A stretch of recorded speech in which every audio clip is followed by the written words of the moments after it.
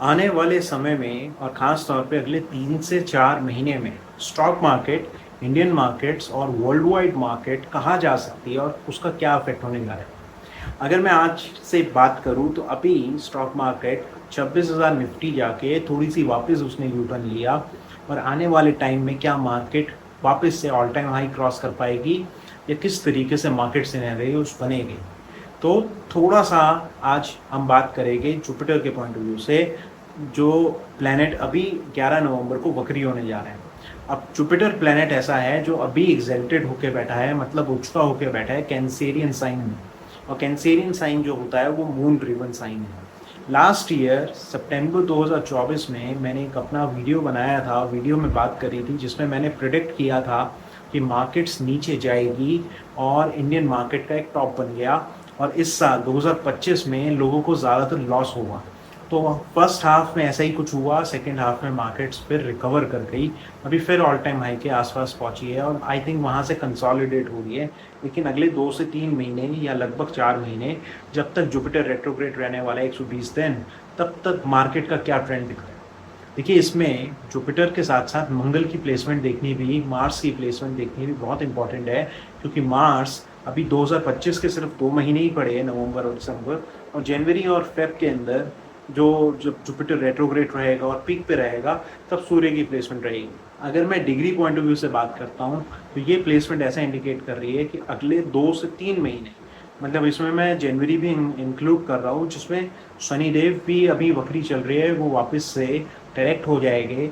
मुझे ऐसा दिखता है कि अगले 2 से 3 महीने मार्केट्स में अभी डाउन साइड रहने वाली है, और ख़ास तौर पे मैं इंडियन मार्केट्स की बात अगर करूँ तो ये मुझे लगता है कि 26,000 का जो लेवल है, जो टॉप बन गया है, इसको क्रॉस करने में वो थोड़ा टाइम लगाएगी और स्ट्रगल करेगी और वापस से एक डाउन साइड 23,000 24,000 निफ्टी आ सकती है अगले 2 से 3 महीने में।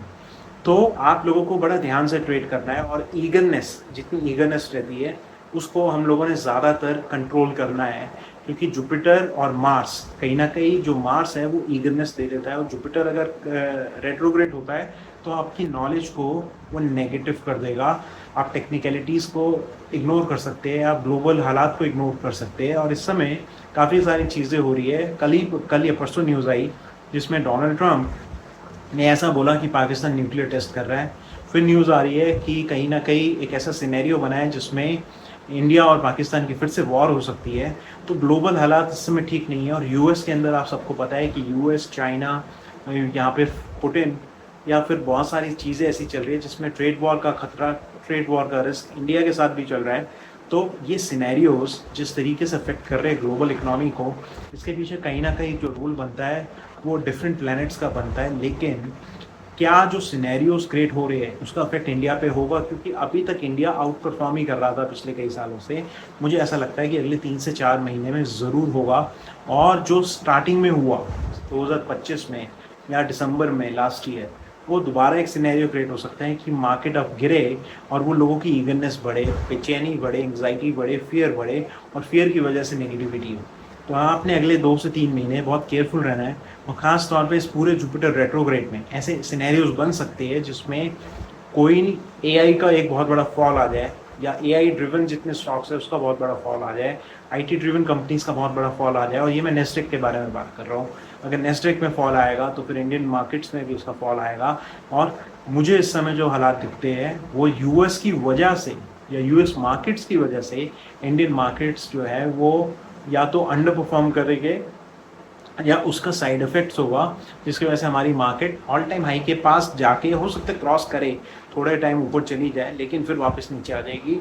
और कई सारे लोग, आप में से कई सारे लोग एक बार बहुत बुरी तरह से ट्रैप हो सकते हैं, क्योंकि मार्स आपकी एनर्जीज को फ्यूल करेगा उस चीज़ को कनेक्ट करने के लिए। और कितने आईपीओ जो आने वाले हैं अभी नेक्स्ट 3 से 4 महीने में, जितने भी आईपीओ आने वाले हैं उसमें आपके पैसे फंसने के चांसेस भी पूरे बन रहे हैं। तो इस तरीके के हालात बने, और ख़ास तौर पे 14-15 जनवरी के बाद बहुत ज़्यादा केयरफुल रहने की ज़रूरत है, क्योंकि 14-15 जनवरी के बाद जो एक ट्रांजिट और गोचर बन रहे हैं वो जनवरी, फरवरी एंड मार्च, ये 3 महीने, और ख़ास तौर पे जनवरी और फरवरी, ये 2 महीने, ये साइकिल बहुत नेगेटिव ट्रेड दिखा रहा है।